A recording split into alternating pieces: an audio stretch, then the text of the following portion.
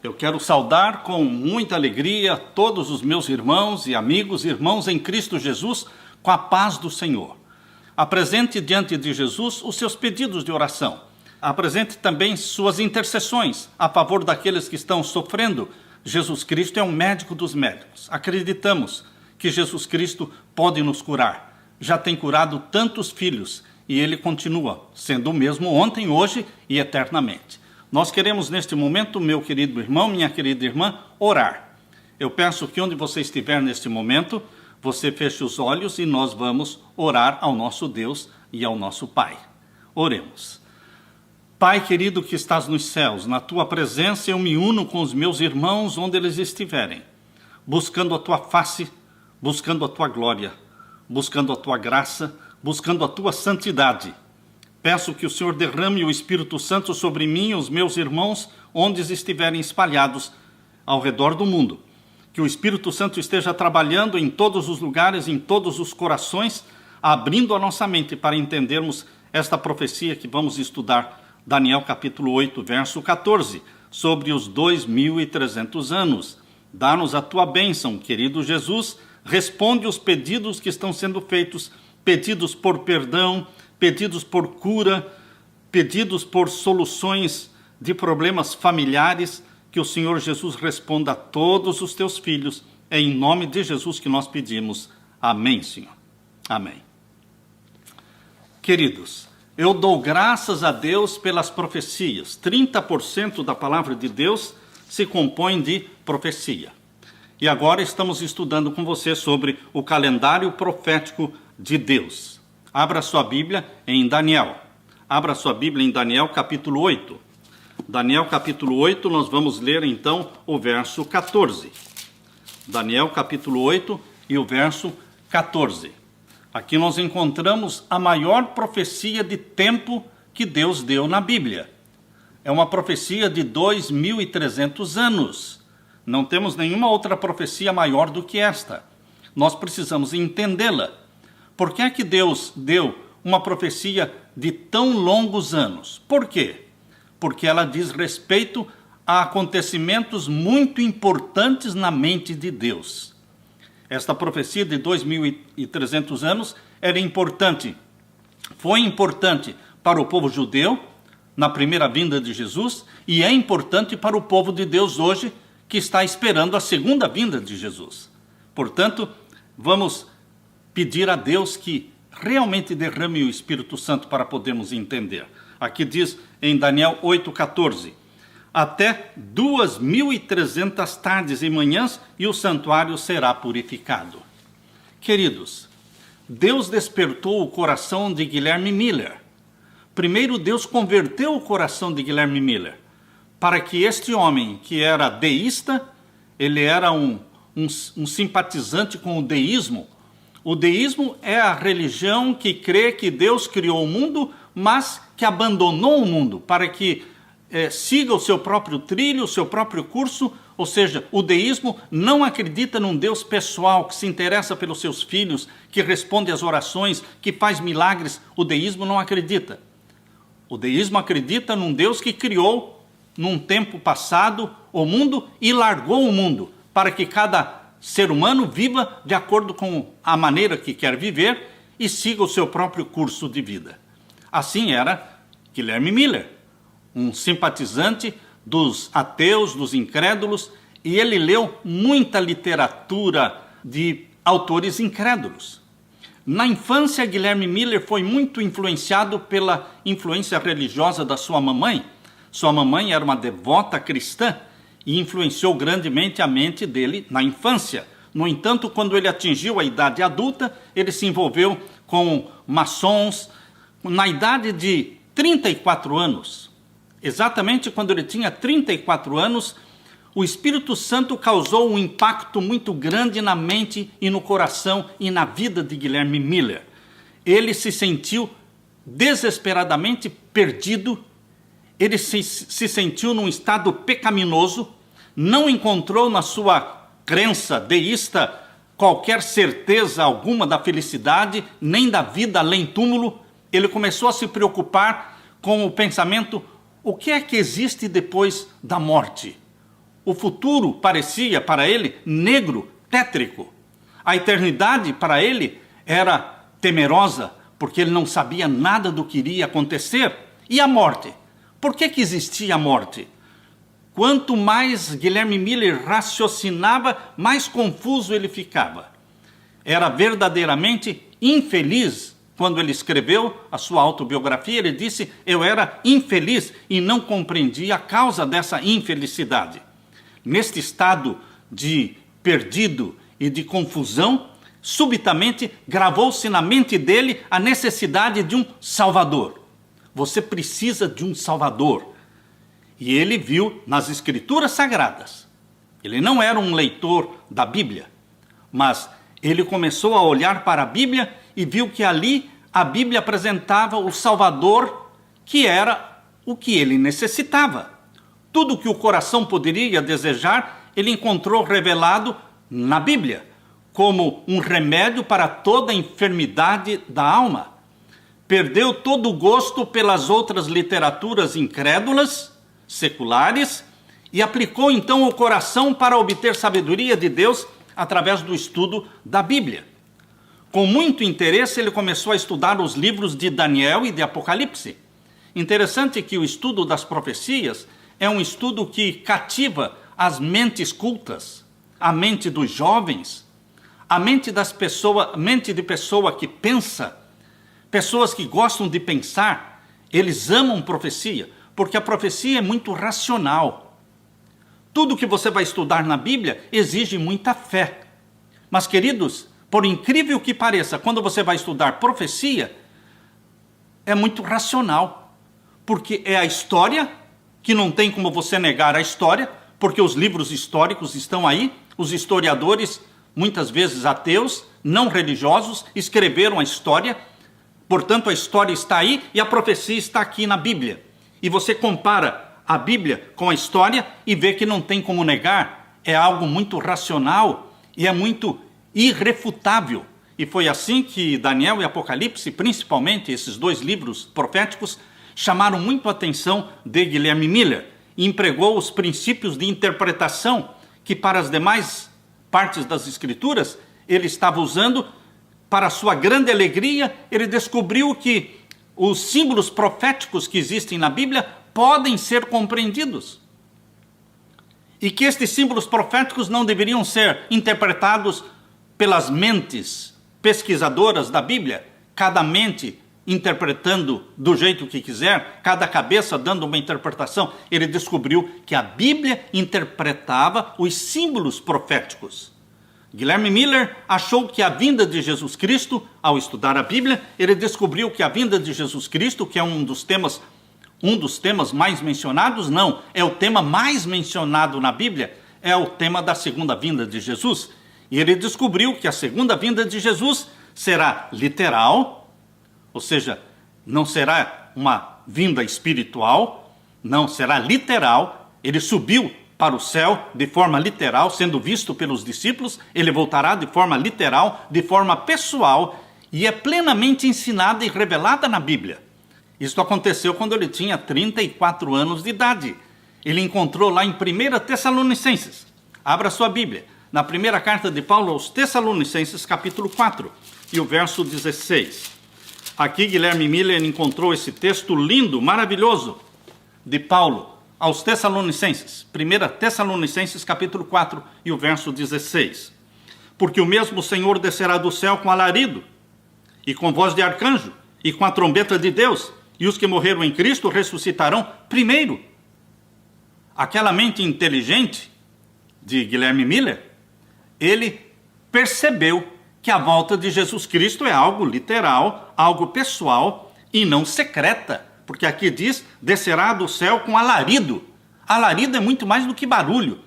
É algo ensurdecedor. E com a voz de arcanjo e com a trombeta de Deus. É impossível ser secreta a volta de Jesus, porque vai ser com alarido, com a trombeta de Deus. E os que morreram em Cristo ressuscitarão primeiro. Ou seja, há uma grande revolução no planeta Terra, porque os cemitérios, as sepulturas se abrem. E os mortos em Cristo ressuscitam, glorificados. É algo que não pode passar despercebido.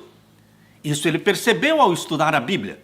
E o Salvador ainda disse lá em Mateus capítulo 24, verso 30, abra a sua Bíblia. Esses textos todos, Guilherme Miller foi sendo guiado pelo Espírito Santo. Ao estudar a Bíblia, o Espírito Santo foi guiando a sua mente nesses textos que falam da vinda de Jesus Cristo. Abra então aí em Mateus capítulo 24 e vamos ver o verso 30. Então aparecerá no céu o sinal do Filho do Homem, e todas as tribos da terra se lamentarão e verão o Filho do Homem. Olha, quando ele leu esse texto, e verão o Filho do Homem, todas as tribos da terra, não ficou nenhuma dúvida na mente de Guilherme Miller que Jesus Cristo voltaria de forma visível, pessoal, que todos o verão. Não é secreta, não é invisível. E aqui diz, e verão o Filho do Homem vindo nas nuvens do céu, com poder e grande glória. E também o verso 27. Porque assim como o relâmpago sai do oriente e se mostra até ao ocidente, assim também será a vinda do Filho do Homem. Mais outro texto que mostra que a volta de Jesus será vista por ímpios e por santos, justos e bons, porque o relâmpago é visto por bons e maus. Tanto faz aceitar ou não a Cristo como Salvador, as pessoas enxergam o relâmpago. E a volta de Jesus será como o relâmpago. Assim como o relâmpago sai do oriente e se mostra até ao ocidente, assim será também a vinda do Filho do Homem. Queridos, Jesus Cristo, a Bíblia diz que ele não voltará sozinho. Este foi outro texto que Guilherme Miller leu em Mateus capítulo 25. Mateus capítulo 25 e o verso 31. Ele também leu esse verso. E quando o Filho do Homem, Mateus 25, verso 31. E quando o Filho do Homem vier em sua glória e todos os santos anjos com ele, quem virá com Jesus? Todos os santos anjos.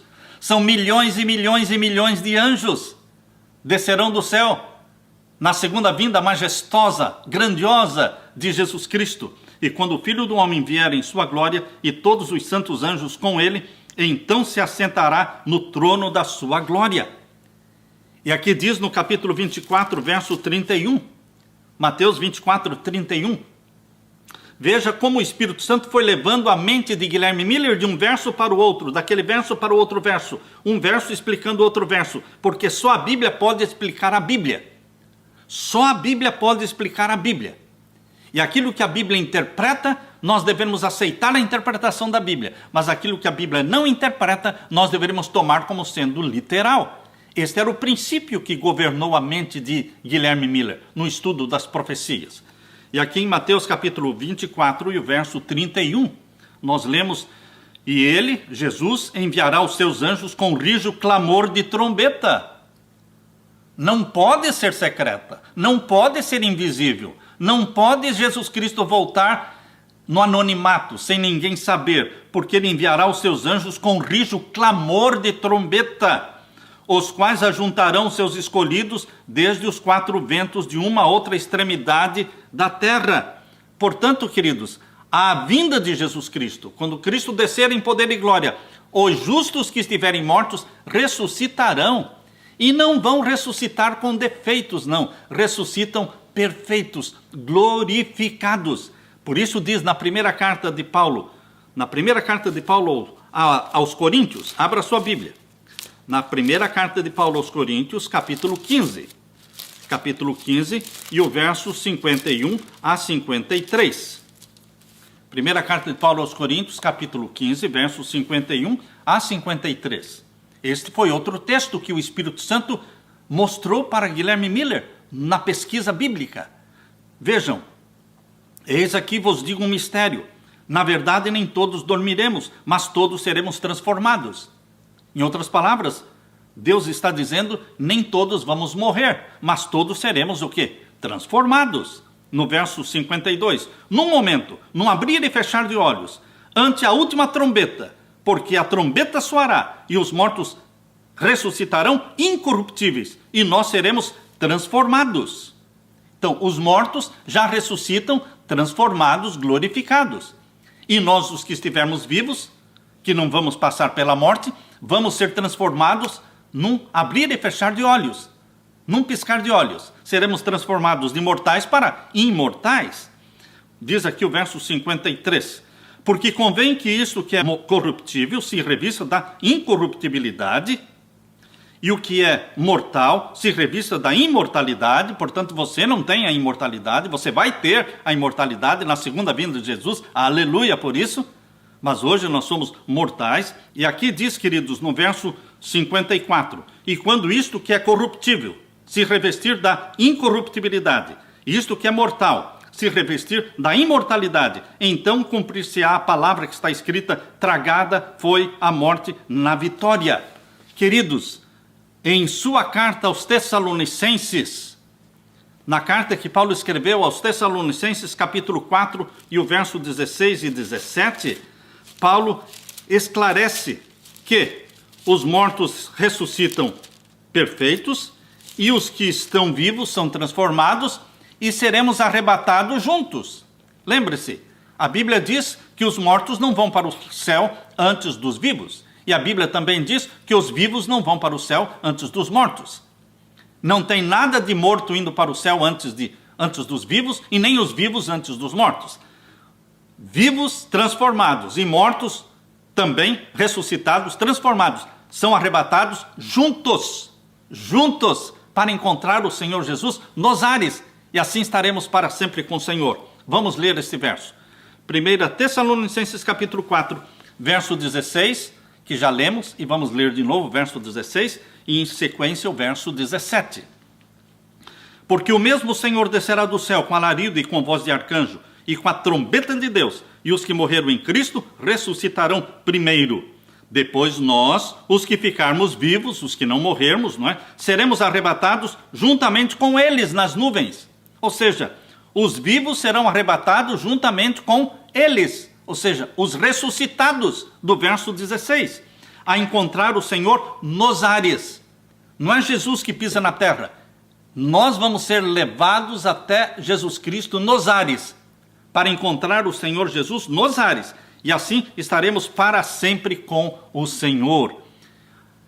Guilherme Miller entendeu pela Bíblia que o povo de Deus não poderia receber o reino do nosso Senhor Jesus Cristo antes da segunda vinda de Cristo. O primeiro acontecimento é a segunda vinda de Jesus, tão certa como a primeira vinda. Cristo veio a primeira vez, nasceu em Belém, viveu em Nazaré, foi crucificado em Jerusalém, ressuscitou, subiu ao céu. Ninguém pode negar a primeira vinda de Cristo. Negar a primeira vinda de Jesus seria ignorância. Como é que você pode negar um fato histórico que está relatado na história?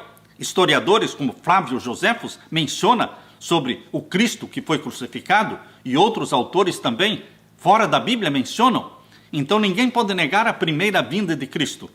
Mas a segunda vinda de Jesus será tão certa como foi a primeira vinda de Cristo.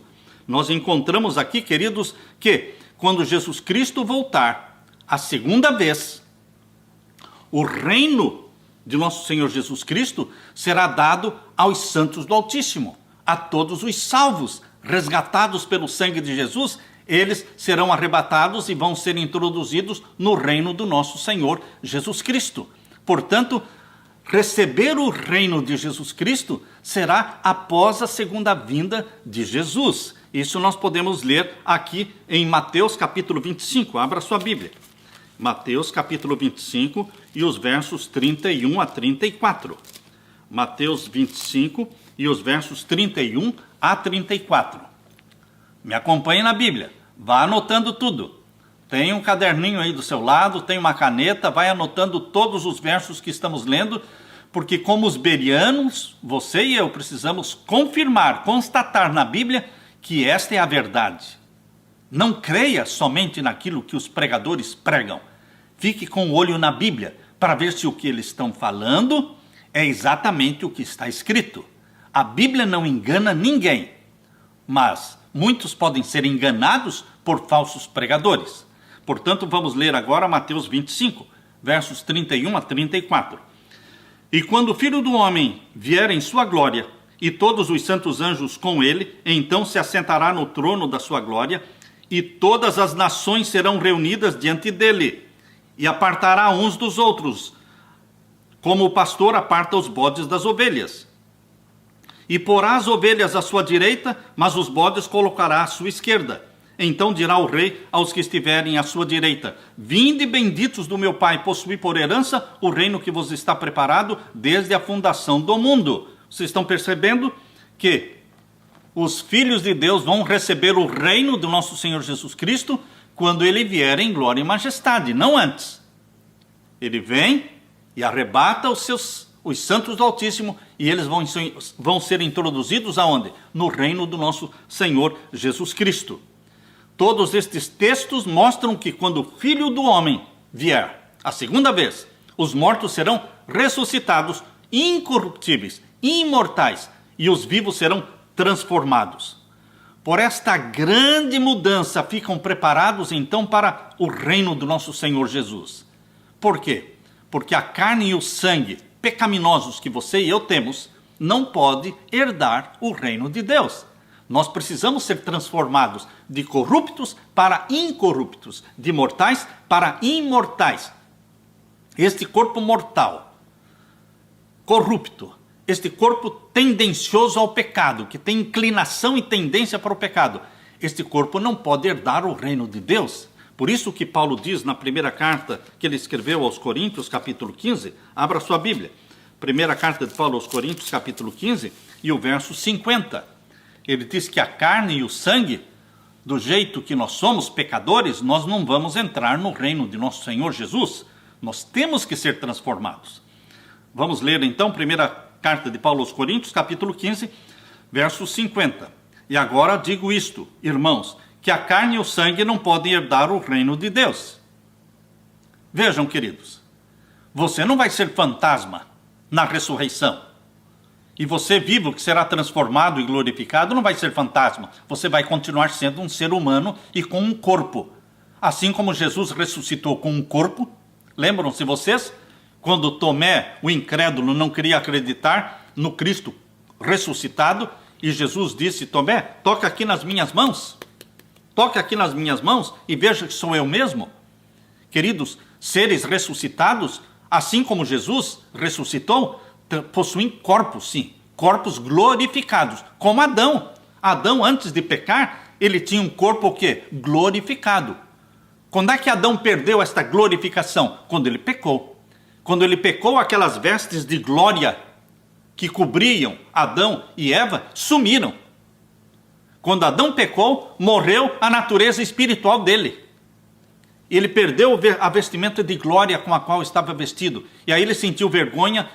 Ele e Eva sentiram vergonha um do outro e fizeram aventais de folhas de figueira para se cobrirem. Queridos, seres glorificados têm corpos glorificados. Não são fantasmas. Mas não é essa carne e sangue que nós temos hoje, pecaminosos. Seremos como Jesus quando ele ressuscitou. Lembram-se vocês quando Jesus ressuscitou? Ele aparecia e desaparecia. Lembram-se vocês de Moisés e Elias no Monte da Transfiguração? Ele apareceu e depois desapareceram? Ali no Monte da Transfiguração? Porque Moisés e Elias são seres glorificados. Portanto, queridos, nós vamos, aqui a Bíblia diz, nós acabamos de ler com vocês, no capítulo 15 de primeira carta de Paulo aos Coríntios, verso 50, que agora digo isto, irmãos, que a carne e o sangue não podem herdar o reino de Deus, nem a corrupção herda a incorrupção. Por isso que o verso 51 até o verso 53, 54, está mostrando que nós seremos transformados. Totalmente transformados. O homem no seu estado presente, mortal, corruptível, não pode herdar o reino de Deus. O reino de Deus, porém, será incorruptível, permanecendo para sempre. Portanto, o homem na sua condição atual não pode entrar no reino de Deus. Por isso ele tem que ser glorificado. Mas vindo Jesus, ele confere a imortalidade ao seu povo e então os arrebata para o céu. Queridos, a doutrina que mais chamou a atenção de Guilherme Miller na Bíblia foi a doutrina da segunda vinda de Jesus. Ele ficou apaixonado pela segunda vinda de Jesus. E ele gostaria de saber quando é que aconteceria a segunda vinda de Jesus. E ele, estudando as profecias da Bíblia, descobriu aqui em Daniel capítulo 8, ele descobriu aqui em Daniel capítulo 8 a profecia que mais se aproximava, mais se parecia com a segunda vinda de Jesus. Quando ele leu a profecia de Daniel capítulo 8, verso 14, ele disse: esta é a profecia que mais se assemelha à segunda vinda de Jesus. Porque aqui está dizendo, capítulo 8, verso 14 de Daniel: até 2.300 tardes e manhãs, e o santuário será purificado. Guilherme Miller, ele se enganou, porque todos os pastores e todos os evangélicos e cristãos daquele tempo, todos eles acreditavam que o santuário do Novo Testamento, o santuário da era cristã, era o planeta Terra. Ninguém até ali entendia a doutrina do santuário. Até ali ninguém tinha prestado atenção na doutrina do santuário terrestre e a doutrina do santuário celestial. Todos os pastores e membros das igrejas cristãs pensavam que na era cristã, no Novo Testamento, o santuário era o planeta Terra. E a purificação do santuário seria a purificação da Terra, do planeta Terra, através do fogo. Então, quando Guilherme Miller leu esta profecia, até 2.300 tardes e manhãs, e o santuário será purificado, ele pensou: bom, o santuário é o planeta Terra. A purificação do santuário seria a purificação da terra através do fogo, na segunda vinda de Jesus. E ele pensou: até 2.300 tardes e manhãs. Então, esta profecia de 2.300 dias está marcando, está apontando para a segunda vinda de Jesus. Este foi o erro dele, de crer no conceito popular. Você não pode crer no conceito popular. A maioria sempre esteve errada, meu irmão. A maioria sempre esteve errada no passado e a maioria sempre está errada no presente. Não é o que a maioria pensa. Você não tem que acreditar nos conceitos populares. Você tem que acreditar no que está escrito na Bíblia. O conceito popular das coisas geralmente está errado. Pense em alguma coisa que é feita no mundo todo. Não faça, porque está errado. Porque o mundo todo não está no caminho de Deus. O mundo todo não está no caminho certo. O caminho que leva para o céu é estreito. É pouca gente que anda nele. É o caminho largo, espaçoso, que cabe todo mundo. Mas o caminho largo e espaçoso, que cabe todo mundo, não vai para o céu, mas vai para a perdição eterna. Portanto, fique fora dos conceitos populares. Ah, todo mundo pensa assim, todo mundo crê assim, todo mundo guarda esse dia, todo mundo faz isso, todo mundo faz aquilo. Mas você não é todo mundo. Você é filho e filha de Deus. Você é minoria, você é remanescente, você vive e anda no caminho estreito. Aleluia, aleluia. E Deus nos deu a profecia para nos mostrar, para nos tirar dos conceitos populares. Porque aquilo que é óbvio, muitas vezes está errado. Ah, é óbvio que o dia de guarda é o domingo. Ah, é óbvio. Você já viu na Bíblia se é realmente? Mas, queridos, nós temos que fugir dos conceitos populares. O erro de Guilherme Miller foi ficar com o conceito popular de que a terra é o santuário da era cristã do Novo Testamento e a purificação da terra seria a volta de Jesus, trazendo fogo e purificando a terra com fogo. Aí houve o erro. Este foi o ponto do engano. E, queridos, quando Guilherme Miller leu aqui que esta profecia era de 2.300 tardes e manhãs, ele descobriu lá em Gênesis, em todo o cálculo profético, em todos os cálculos proféticos, Guilherme Miller estava plenamente correto. Mesmo os inimigos de Guilherme Miller, mesmo os opositores, diziam: não, todo esse cálculo que você faz está correto. Mas alguma coisa está errada. Eles não sabiam o que era. Mas todo o cálculo matemático estava correto. Agora, hoje, meus queridos irmãos, nós temos todo o cálculo correto, sem nenhum erro, mas hoje nós também temos o quê? O entendimento de que a purificação do santuário não é a segunda vinda de Jesus. A purificação do santuário é um ministério de Cristo no santuário do céu. Existe um santuário no céu, assim como existiu o santuário na terra. O santuário da terra era somente uma cópia para que você entenda o santuário do céu. Deus deu um santuário que era conhecido para ajudar a você e a mim entendermos o santuário que era desconhecido. Deus usa esta estratégia didática de nos levar do conhecido para o desconhecido. O santuário terrestre, construído por Moisés lá no deserto e reconstruído lá no templo de Salomão, e depois reconstruído também no templo de Zorobabel e templo de Herodes, era o santuário da terra. Mas é somente uma ilustração do santuário celestial. Ora, queridos, quando Jesus Cristo morreu na cruz, o véu que separava o lugar santo do santíssimo do santuário terrestre rasgou de cima a embaixo. Acabou, cessou. O santuário da terra terminou. Quando Jesus Cristo morreu na cruz, o véu que separava o santo do santíssimo rasgou-se.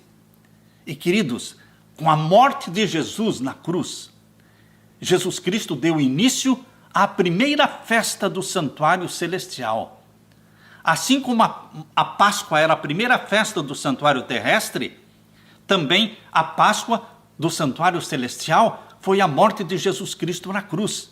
Porque quem morreu na cruz não foi um animal, um cordeiro, foi o Filho de Deus, o Cordeiro de Deus que tira o pecado do mundo. Foi a primeira festa do santuário celestial. Já não era mais a festa do santuário terrestre, porque no santuário terrestre morriam animais. Mas no santuário celestial morreu o próprio Cordeiro de Deus, que é Jesus. Foi a primeira festa, a festa da Páscoa.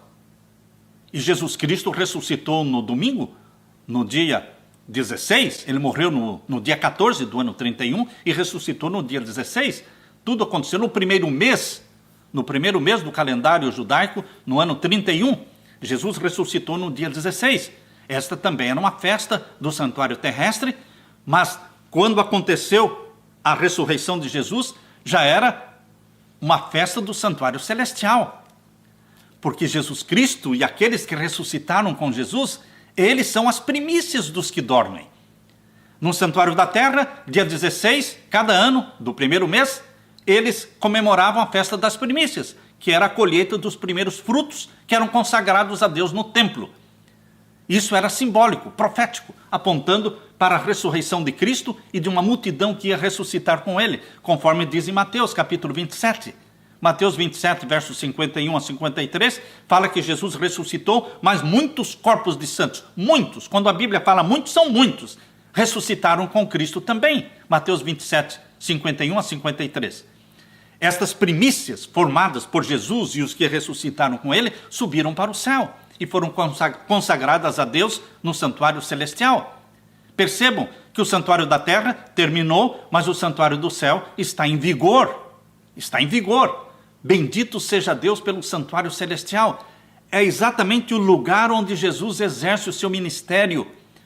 Cristo não podia exercer o seu ministério no santuário da terra, porque no santuário da terra, para exercer o sacerdócio ali, tinha que ser da linhagem de Arão, da tribo de Levi, da linhagem de Arão. E Jesus não era da linhagem de Arão, Jesus não era da tribo de Levi, Jesus era da linhagem de Davi e era da tribo de Judá. Portanto, ele não podia oficiar e ser sacerdote no santuário da terra. Mas no santuário celestial, Jesus Cristo é sacerdote, é sumo sacerdote. Jesus Cristo é o Cordeiro de Deus. Por isso, Jesus inaugurou o santuário do céu. Quando ele subiu para o céu, no mesmo dia que ele ressuscitou, no dia 16, ele subiu ao céu, no dia das primícias, e apresentou as primícias diante do Pai. Mas aí ele voltou para a terra. Vocês sabem que ele voltou e ficou 40 dias na terra, andando entre os discípulos. Aparecia e desaparecia. Depois de 40 dias, ele subiu definitivamente para o céu. Passados 10 dias, chegou o dia do Pentecostes, que era outra festa do santuário terrestre, mas agora era a festa do santuário celestial, Pentecostes do santuário celestial. Foi 50 dias após a ressurreição de Jesus. Foi quando ele foi entronizado no céu, no santuário do céu. Ele ungiu o lugar santo e o lugar santíssimo do santuário celestial. Foi entronizado no santuário do céu para iniciar o seu ministério a seu favor, a meu favor. O ministério de Cristo iniciou então no dia do Pentecostes, lá no santuário celestial, e ele derramou o Espírito Santo sobre a igreja. Foi a chuva temporando o Espírito Santo sobre os discípulos, conforme diz lá em Atos capítulo 2. Portanto, queridos, O ministério de Jesus Cristo não era no santuário da terra, mas no verdadeiro santuário, que é o do céu. O da terra foi construído por mãos humanas, mas o do céu foi construído por Deus. Isso está aqui em Hebreus. Abra sua Bíblia. Abra sua Bíblia em Hebreus, onde fala Paulo. Paulo fala aqui em Hebreus que o santuário do céu foi construído por Deus. Não foi feito por mãos humanas. E Satanás não queria que o povo entendesse essa doutrina do santuário celestial. Por isso, no tempo de Guilherme Miller, eles acreditavam que o santuário era o planeta Terra, que seria purificado com o fogo na segunda vinda de Jesus, porque eles não entendiam a doutrina do santuário celestial. Mas hoje você entende, meu querido irmão. É o centro da obra de Jesus no céu. Qual é o centro da obra de Jesus no céu? O santuário celestial. É ali que ele ministrou por mais de 1800 anos como sacerdote intercessor nosso no lugar santo. Mas ia chegar um momento em que ele ia iniciar o juízo no santuário celestial. Essa é a purificação do santuário celestial. Assim como no santuário terrestre existia o serviço diário, que era feito diariamente, de intercessão, mas no santuário terrestre também tinha o serviço anual, que era uma vez por ano, o dia 10 do 7º mês. Era um único dia que o sumo sacerdote, não o sacerdote, mas o sumo sacerdote, entrava no lugar santíssimo. E ele fazia então a purificação do santuário nesse dia 10 do 7º mês. Esse serviço anual também existe no santuário do céu. Por mais de 1800 anos, desde que Jesus inaugurou o santuário celestial, ele trabalhou no lugar santo como nosso intercessor. Mas a profecia de Daniel 8,14 menciona até 2.300 tardes e manhãs e o santuário será purificado, ou seja, no final dos 2.300 anos. No final dos 2.300 dias proféticos, que acabaram em 1844. Matematicamente, acabaram em 1844. Jesus começaria o juízo celestial, no santíssimo do santuário celestial. Não deixa de interceder, mas ele assume uma nova função, que é de juiz, de julgar todos aqueles mortos desde Adão e Eva. Todos os mortos desde Adão e Eva estariam sendo julgados. E depois do julgamento dos mortos, viria o julgamento dos vivos. Isso é feito no lugar santíssimo do santuário celestial, representado pelo serviço anual lá do santuário terrestre. Portanto, queridos, aqui você pode ver em Hebreus capítulo 8, o santuário verdadeiro que existe no céu. Muitos não prestam atenção nisso aqui, mas existe um santuário no céu. Existe o Santíssimo no santuário do céu. Assim como o santuário da terra tinha, lá no Santíssimo, tinha o quê? A Arca do Concerto. A Arca do Concerto que tinha os 10 mandamentos dentro. Muitos dizem, eu não guardo os mandamentos de Deus porque o templo já foi destruído, o santuário da terra foi destruído, não ficou pedra sobre pedra e a lei foi abolida. Queridos, o santuário da terra foi destruído, mas foi inaugurado o santuário do céu. E o que tinha no santuário da terra tem no santuário celestial. A Arca do Concerto que tinha no santuário da terra, no Santíssimo, tem também no Santíssimo do santuário celestial. A lei de Deus é tão eterna quanto o próprio Deus. Queridos, por isso Satanás não quer que as pessoas entendam o santuário celestial, porque assim ele pode enganar as pessoas para não obedecerem os mandamentos de Deus. Mas o juízo celestial tem como base a norma de justiça, que é a santa lei de Deus. A lei de Deus é um reflexo do caráter de Deus. Assim como Deus é eterno, a sua lei é eterna.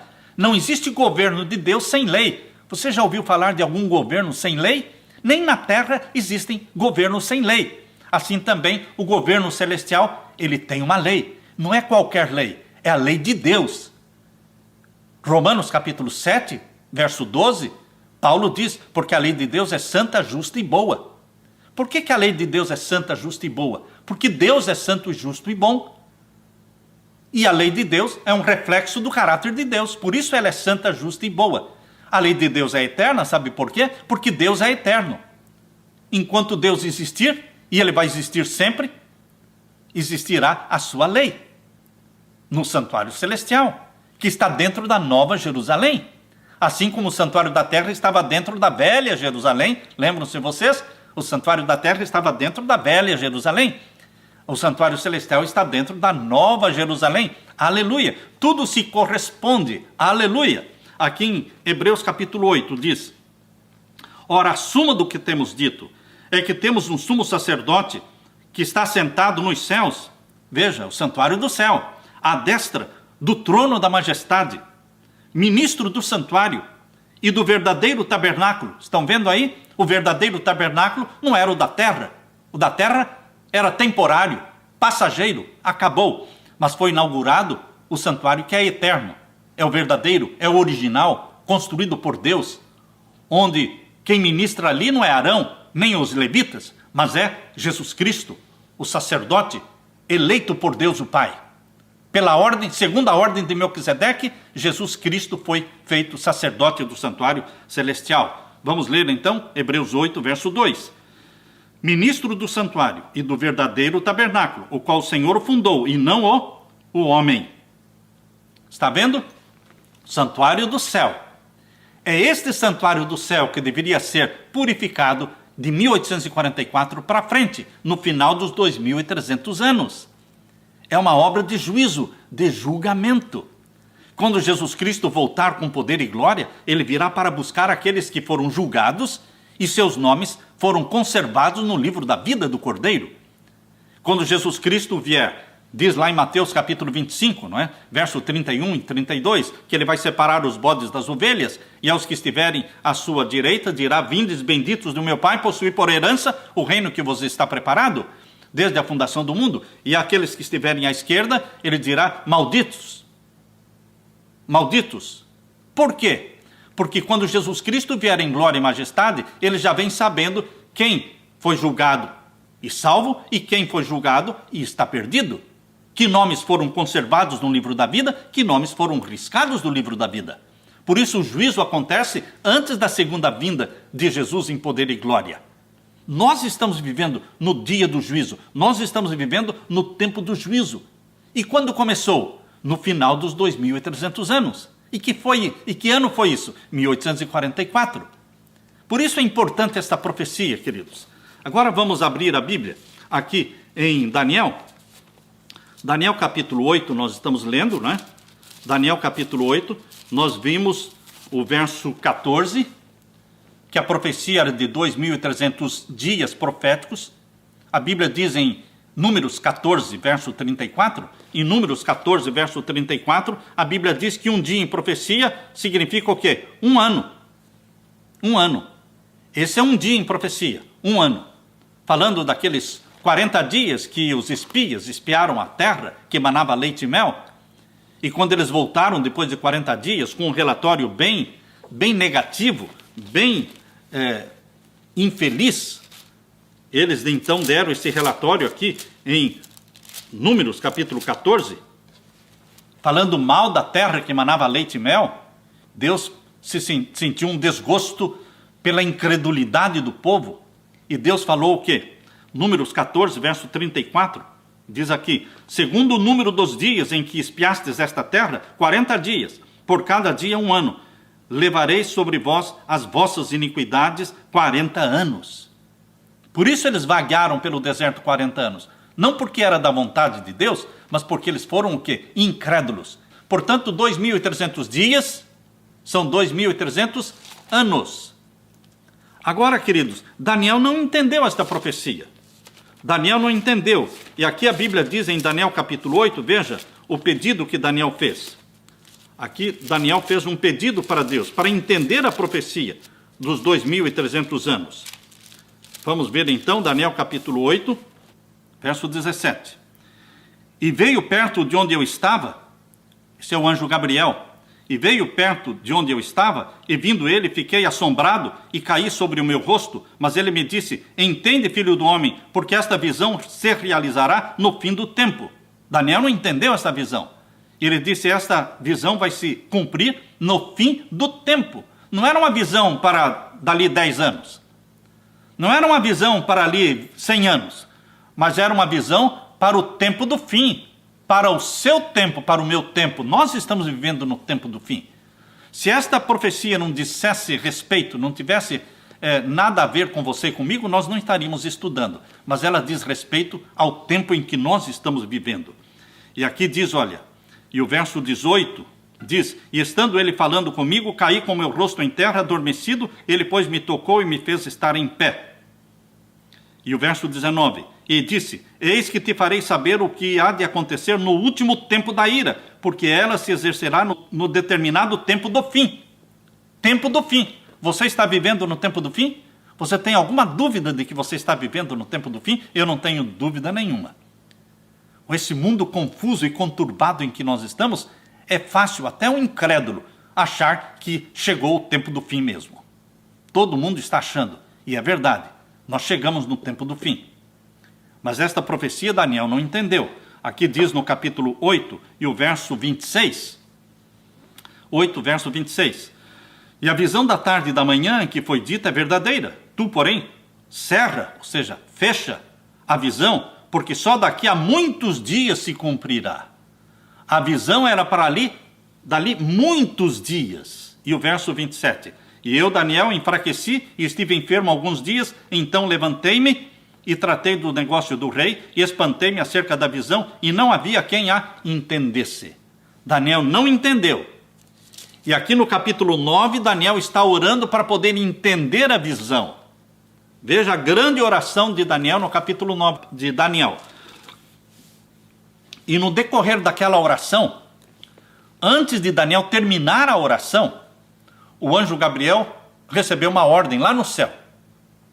Veja só a velocidade de um anjo. Daniel estava orando e saiu a ordem no céu: Gabriel, vai até Daniel e faça com que ele entenda, explique para ele a visão. E Gabriel veio com a missão de explicar a visão para Daniel. Veja aí o verso 20. Veja o verso 20, Daniel 9, verso 20. Estando eu ainda falando e orando e confessando o meu pecado e o pecado do meu povo Israel, e lançando a minha súplica perante a face do Senhor, meu Deus, pelo monte santo do meu Deus, estando eu, digo, ainda falando na oração, o varão Gabriel, o anjo Gabriel, não é? Que eu tinha visto na minha visão no princípio, veio voando rapidamente e tocou-me a hora do sacrifício da tarde, 3 horas da tarde. E me instruiu e falou comigo e disse: Daniel, agora saí para fazer-te entender o sentido. Eu vim para fazer-te entender o sentido. Sentido do quê? Da visão que ele não tinha entendido do capítulo 8. É muito fácil entender isso, irmãos. Há pessoas que pensam que a explicação que o anjo Gabriel estará dando aqui no capítulo 9 não tem nada a ver com a visão do capítulo 8. Tem tudo a ver, meu querido irmão. Porque é exatamente a visão que Daniel não entendeu, é do capítulo 8, dos 2.300 anos, que era para o tempo do fim. E agora Gabriel disse, nós acabamos de ler com você, não é? Verso 22, e me instruiu e falou comigo e disse-me: Daniel, agora saí para fazer-te entender o sentido. Verso 23 agora. No princípio das tuas súplicas, saiu a ordem. Você começou a orar, saiu a ordem. E eu vim voando. Estou aqui. Veja a velocidade de um anjo. Aleluia. Velocidade do pensamento, não é? E no princípio das tuas súplicas, saiu a ordem e eu vim para te declarar, porque és muito amado. Toma, pois, bem sentido na palavra e entende a visão. Entende a visão que você não entendeu, é óbvio. Qual a visão? Dos 2.300 anos. Só que, queridos, Deus é muito didático. A profecia de 2.300 anos é a mais longa profecia da Bíblia.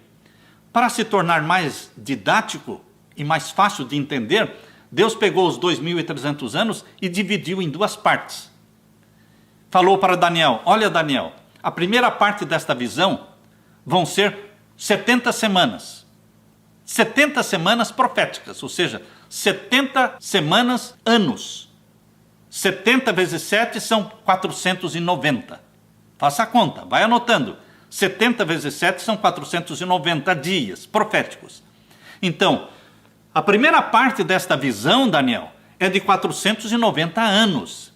E eu vou separar esses 490 anos para o teu povo, Daniel, o povo judeu. É separado para o teu povo. Dos 2.300 anos, eu separei 490 anos para o teu povo, Daniel.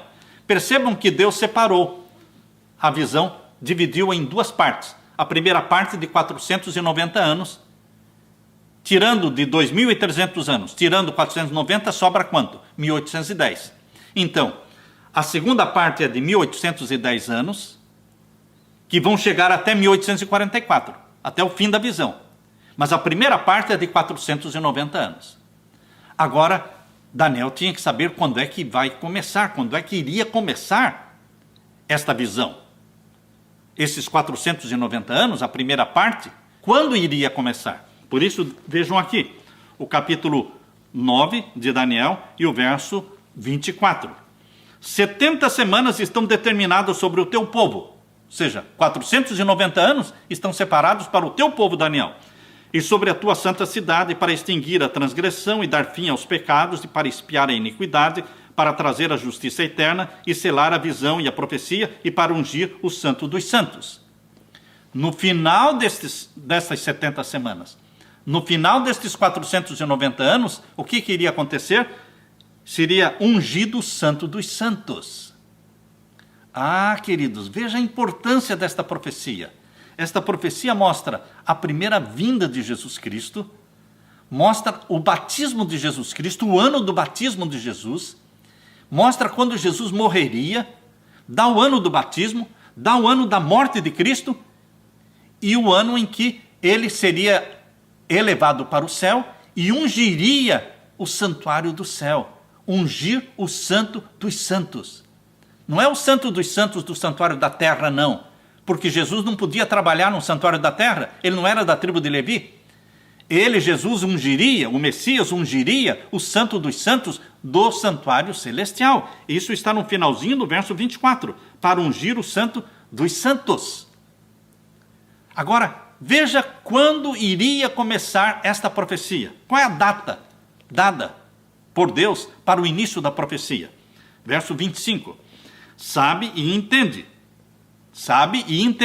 desde a saída da ordem para restaurar e para edificar Jerusalém, até ao Messias, o príncipe, 7 semanas e 62 semanas. 7 semanas e 62 semanas.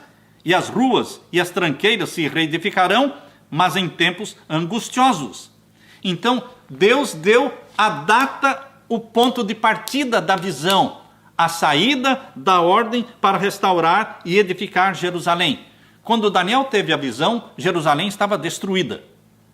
E Deus disse a Daniel, a data para o início desta visão é a data da ordem do decreto para restaurar Jerusalém.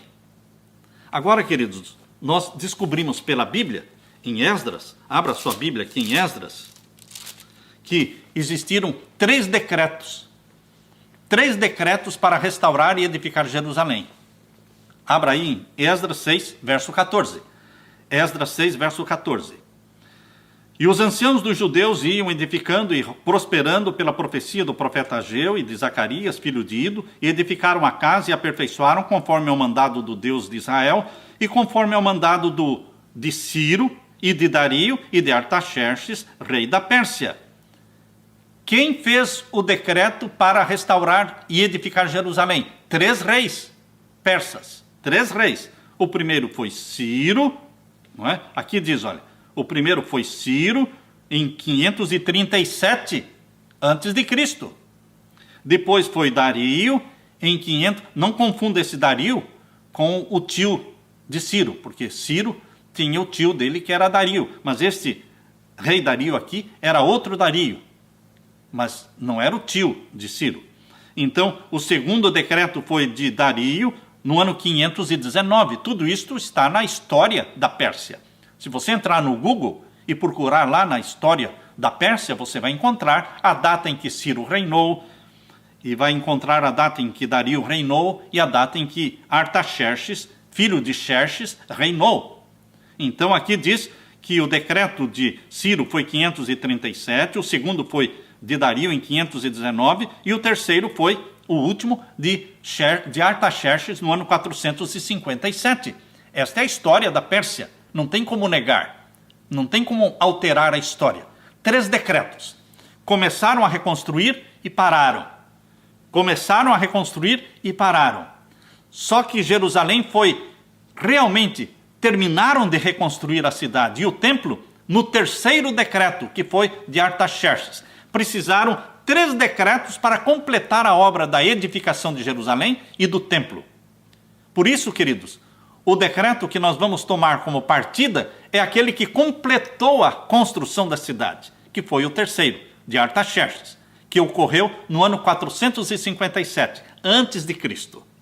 457 a.C., isto aqui menciona no capítulo 7. Está aqui em Esdras, capítulo 7. Veja aí o capítulo 7 de Esdras e o verso 7. Aqui nós lemos: também subiram a Jerusalém alguns dos filhos de Israel, e dos sacerdotes, e dos levitas, e dos cantores, e dos porteiros, e dos netinins, no ano 7º do rei Artaxerxes. Foi no 7º ano de Artaxerxes que foi feito o decreto. Artaxerxes começou o reinado dele em 464 a.C., o 7º ano dele caiu em 457 a.C. No 7º ano foi feito o decreto. E o verso 8: e no mês 5º veio ele a Jerusalém, e era o 7º ano deste rei. Pela história da Pérsia, foi o ano 457. Voltando agora, queridos, para Daniel capítulo 9, Daniel capítulo 9 diz que a ordem para restaurar Jerusalém seria o ponto de partida para os 2.300 anos. E os 2.300 anos começam, didaticamente, com uma porção de 490. 490 anos e 1.810 anos. 490 mais 1.810 dão 2.300. O ponto de partida é o ano 457. O que iria acontecer nesses 490 anos? A cidade seria reconstruída nas primeiras 7 semanas de anos, ou seja, 7 semanas de anos são 49 anos. Nos primeiros 49 anos, a cidade seria reconstruída, terminada. Por isso que a Bíblia diz aqui, olha, em Daniel capítulo 9 e o verso 25 diz assim: sabe e entende, desde a saída da ordem para restaurar e edificar Jerusalém até o Messias, o príncipe, 7 semanas, são 49 anos. E o que vai acontecer? E 62 semanas. Por que fala 7 e depois 62? 7 para a reconstrução da cidade, mais 62, completando quanto? 7 mais 62 são quantas? 69. Ou seja, 7 semanas para reconstruir a cidade, 49 anos, e depois mais 62 semanas para chegar até o Messias. Ah, queridos, esta profecia mostra o ano do batismo de Jesus, o ano em que o Filho de Deus seria ungido. Messias quer dizer ungido. Messias quer dizer ungido. E o Filho de Deus foi ungido no dia do batismo, quando o Espírito Santo desceu em forma de uma pomba e pousou sobre a cabeça de Jesus, depois que ele saiu das águas, e a voz do Pai foi ouvida, dizendo: este é o meu Filho amado em quem me comprazo, a ele ouvi. Portanto, queridos, as 7 primeiras semanas, 49 anos, para a reconstrução da cidade, mais 62 semanas para chegar até o Messias. Quanto é que é 7 semanas mais 62 semanas? São 69 semanas. 69 semanas vezes 7 são 483 anos. 483 anos é o tempo desde a saída da ordem para restaurar Jerusalém até o batismo de Jesus. Você está percebendo? A profecia começou em 457. Você diminuindo 490 menos 457, você vai ter o ano 26. Então Jesus foi batizado no ano 26? Não, foi no ano 27. Por que tem a diferença de um ano? Ah, porque pega um período de anos antes de Cristo e outro período de anos depois de Cristo. Sempre que você faz uma conta matemática que envolve antes de Cristo e depois de Cristo, você tem que acrescentar 1, porque não existe o ano 0. Antes de Cristo, os anos vieram decrescendo. Ano 10, ano 9, ano 8, ano 7, até que chegou o ano 1. Do ano 1 antes de Cristo, pulou para o ano 1 depois de Cristo. Só que na conta matemática fica faltando 1, porque não existe o ano 0. Então, quando você diminui 490 menos 457, você vai ter, então, o ano 26. Você acrescenta 1. fica o ano 27. O ano 27 é o ano do batismo de Jesus. Neste ano 27, Jesus Cristo foi ungido. E das 70 semanas, estava faltando quantas? Somente uma semana estava faltando. 69 semanas foram até o batismo de Jesus, no ano 27. Só estava faltando agora a última semana, de 7 anos, que começou quando? No ano 27, no batismo de Jesus. Os últimos 7 anos, a última semana, vai do ano 27 até o ano 34. Agora percebam o detalhe da profecia aqui no verso 26. Capítulo 9, verso 26. Depois das 62 semanas, será tirado o Messias. O Messias ia morrer na última semana. Na última semana, a última semana começa com o batismo do Messias e ele vai morrer na última semana. Mas quando da última semana? Qual o período da última semana o Messias ia morrer? E depois das 62 semanas será tirado o Messias, e não será mais. Agora o verso 27. Ele, o Messias, firmará um concerto com muitos por uma semana.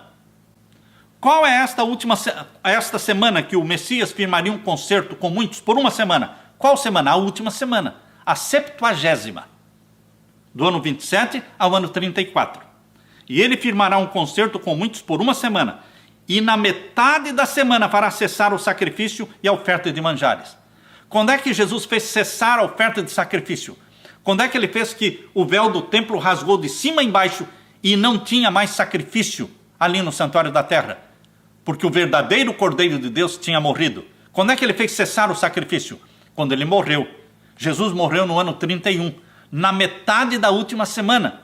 A última semana começou no ano 27, terminou no ano 34. Na metade da última semana, Jesus fez cessar o sacrifício. Jesus foi morto. Exatamente. Não tem dúvida, irmãos. Isso aqui é uma conta matemática.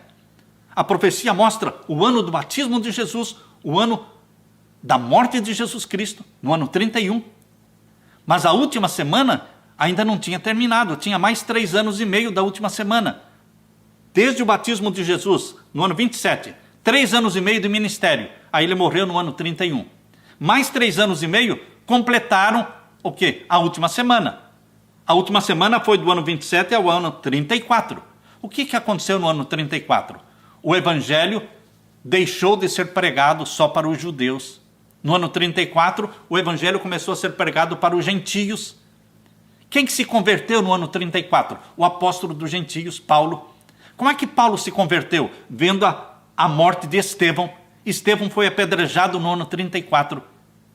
E quem estava segurando as vestes dos apedrejadores de Estevão? Saulo.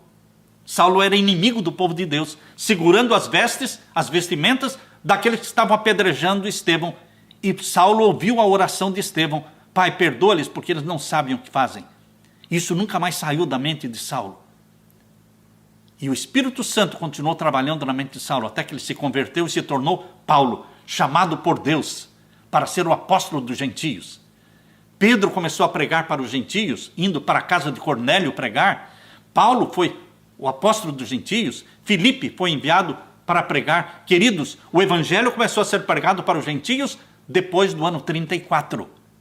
Depois que acabaram os 490 anos.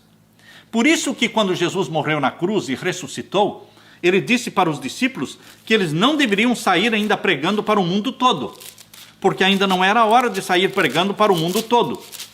Por isso você pode estranhar esta ordem de Jesus aqui em Atos capítulo 1. Em Atos capítulo 1, Jesus disse: olha, vocês devem ficar em Jerusalém. Não saiam ainda pregando para o mundo todo, ainda não é hora.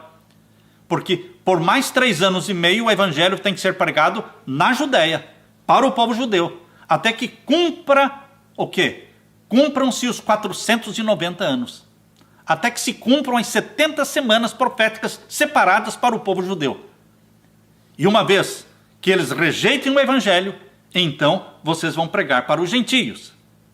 E queridos, o povo judeu rejeitou o Messias, por isso o crucificaram, mas o evangelho continuou sendo pregado para os judeus por mais 3 anos e meio.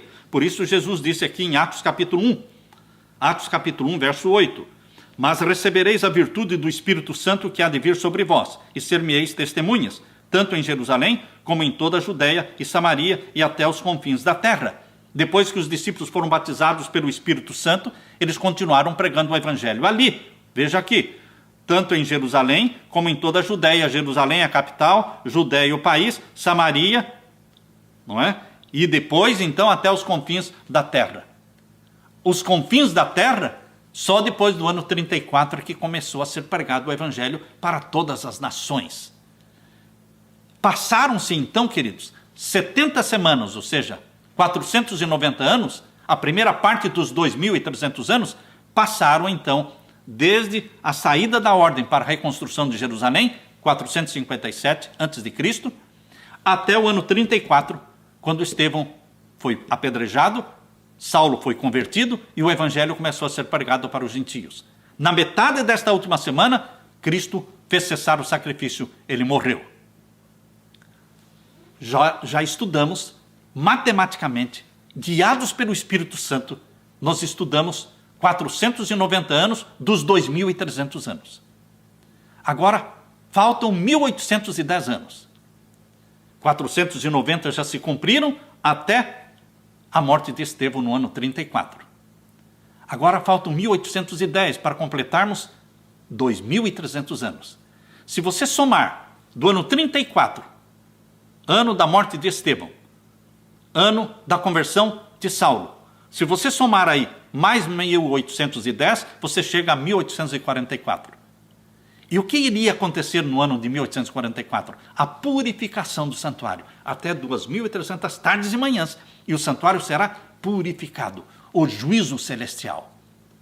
Queridos, por mais de 1.800 anos, Jesus trabalhou no lugar santo do santuário celestial.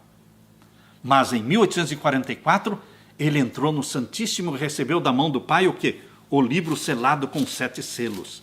Aqui, em Apocalipse capítulo 5, você vê Jesus Cristo, não como cordeiro agora ele é apresentado como o leão da tribo de Judá. A expressão leão da tribo de Judá mostra Jesus Cristo não como cordeiro, mas como juiz, não como intercessor. Agora ele aparece como juiz. Em Apocalipse capítulo 5, verso 5, diz assim: e disse-me um dos anciãos, não chores, João, eis aqui o leão da tribo de Judá e a raiz de Davi, que venceu para abrir o livro e desatar os seus 7 selos. O livro selado com 7 selos foi colocado nas mãos de Jesus, no Santíssimo do Santuário Celestial. Ele recebeu o livro da mão do Pai. Quando aconteceu isso? Em 1844. Foi quando ele veio ao Pai no Santíssimo. Veja aí o verso 7. Capítulo 5 de Apocalipse, verso 7. E veio, quem veio? Jesus Cristo. Ele estava trabalhando por mais de 1.800 anos como intercessor. Agora ele veio ao Santíssimo receber da mão do Pai o livro, para iniciar o juízo celestial. E veio, diz capítulo 5 de Apocalipse, verso 7, e veio e tomou o livro da destra, ou seja, da mão direita, do que estava sentado no trono. É o livro selado com 7 selos, que é aberto no juízo celestial. Queridos, isso começou em 1844. Por isso que as profecias começaram a ser entendidas em 1844. Antes de 1844, aquela porção selada do livro de Daniel não era entendida. Mas no tempo do fim, ela começou a ser entendida porque o santuário celestial começou a ser explicado. A porta que estava fechada antes de 1844, a porta do Santíssimo do Santuário Celestial, lembre-se, a porta do Santíssimo do Santuário Celestial estava fechada até 1844. Mas em 1844 ela se abriu. E João viu o quê? Viu o Santíssimo do Santuário Celestial. Você, quando lê aqui em Apocalipse 4, diz que a porta foi aberta para João ver lá dentro do Santíssimo o trono do Pai. E viu ao redor do trono do Pai 24 outros tronos. É uma cena de juízo. Um trono mais 24 tronos, onde os 24 anciãos estavam com coroas na cabeça, assentados para julgar. E agora entra Jesus Cristo no capítulo 5 e recebe da mão do Pai o livro selado com 7 selos. É a cena do juízo. igual àquela que foi mostrada para Daniel, em Daniel capítulo 7, verso 9 e 10. Lá fala que abriram-se os livros e começou o juízo. Queridos, aqui no capítulo 4, verso 1 diz: depois destas coisas olhei e eis que estava uma porta aberta no céu. É a porta do Santíssimo. Por que é do Santíssimo? Porque o que João viu lá dentro da porta aberta foi o trono de Deus cercado por 24 tronos. Como é que eu posso dizer que não é o Santíssimo? Por acaso o trono de Deus estava no pátio? Por acaso o trono de Deus estava no lugar santo? Não, o trono de Deus sempre está no Santíssimo. Alguém diz: mas o trono de Deus é móvel. Sim, é móvel, mas sempre está no Santíssimo. Não é porque o trono é móvel que agora você pode achar o trono em qualquer parte. Não, o trono representa o Santíssimo do santuário celestial. Por isso o que João viu foi o início do juízo celestial, a sala do juízo. Aqui diz Apocalipse 4, verso 1. Depois destas coisas olhei, e eis que estava uma porta aberta no céu, e a primeira voz, que como de trombeta ouvira falar comigo, disse: sobe aqui, e mostrar-te-ei as coisas que depois destas devem acontecer. E logo fui arrebatado em espírito, e eis que um trono estava posto nos céus, e um assentado sobre o trono, Deus Pai assentado sobre o trono, é o Santíssimo. E o verso 4, e ao redor do trono, 24 tronos, é o Santíssimo. E na mão do Pai um livro selado com 7 selos que o Pai não podia abrir. Os anciãos não podiam abrir, os anjos não podiam abrir. Por isso João começou a chorar, porque o livro selado com 7 selos tinha que ser aberto para iniciar o juízo, mas ninguém era capaz de abrir. Por isso que João chorava no capítulo 5, verso 4. E eu chorava muito, porque ninguém fora achado digno de abrir o livro, nem de olhar para ele. E disse-me um dos anciãos: não chores, eis aqui o leão da tribo de Judá. Eis aqui o juiz do santuário celestial. E se você me perguntar: mas o juiz não é o Pai? O juiz é o Pai, mas o Pai a ninguém julga, mas constituiu ao Filho como juiz, porque ele é filho do homem. Lembre-se, queridos, aqui em João capítulo 5, diz que o Pai é o juiz, mas ele não julga ninguém, ele constituiu o Filho como juiz. Por isso que o leão da tribo de Judá é o juiz, e ele recebe o livro, e ele abre o livro que o Pai não pode abrir. Porque o Pai também foi acusado por Satanás. Percebam, o Pai também foi acusado por Satanás. O nome do Pai vai ser reivindicado e justificado no juízo celestial, para mostrar que a lei de Deus é santa, justa e boa, para mostrar que Satanás é mentiroso, que a lei de Deus pode ser obedecida, porque Jesus obedeceu. Os filhos de Deus estão obedecendo a lei de Deus, porque o Espírito Santo grava a lei de Deus no nosso coração, na nossa mente. Por isso, no juízo, é provado que a lei de Deus é santa, justa e boa. Aqui diz em João capítulo 5, verso 22, diz assim: também o Pai a ninguém julga. Estão percebendo? O Pai está sentado no trono, ele tem um livro selado com 7 selos, mas ele a ninguém julga. Por quê? Mas deu ao Filho todo o juízo. Quem é o juiz no santuário do céu, no Santíssimo? O Filho. Por isso ele é chamado o leão da tribo de Judá. Agora Jesus, como leão da tribo de Judá, é a figura dele como juiz no santuário celestial. Capítulo 5 de João, verso 27. E deu-lhe o poder de exercer o juízo, porque ele é o Filho do homem. Queridos, desde 1844, Jesus Cristo começou a julgar todos os mortos, desde Adão e Eva, estão sendo julgados. Logo, muito breve, vai iniciar o juízo dos vivos. Nome por nome dos vivos, salvos e perdidos, vão ser julgados. Quando Jesus voltar, ele sabe quem são os salvos, quem são os perdidos. Quando é que será ou terá início o juízo dos vivos? Exatamente quando começar o selamento do povo de Deus na terra. Quando é que vai começar o selamento do povo de Deus na terra? Quando o decreto dominical for aprovado. Quando o sinal da besta for implantado no mundo todo, homens e mulheres que optarem em obedecer os mandamentos papais serão marcados pelo sinal da besta. Mas, queridos, os filhos de Deus salvos pelo sangue de Jesus e que escolhem obedecer os mandamentos de Deus, eles serão selados pelo selo do Deus vivo. Queridos, você e eu temos a Jesus Cristo como Salvador, como advogado, e nós temos a Jesus como juiz, nosso juiz.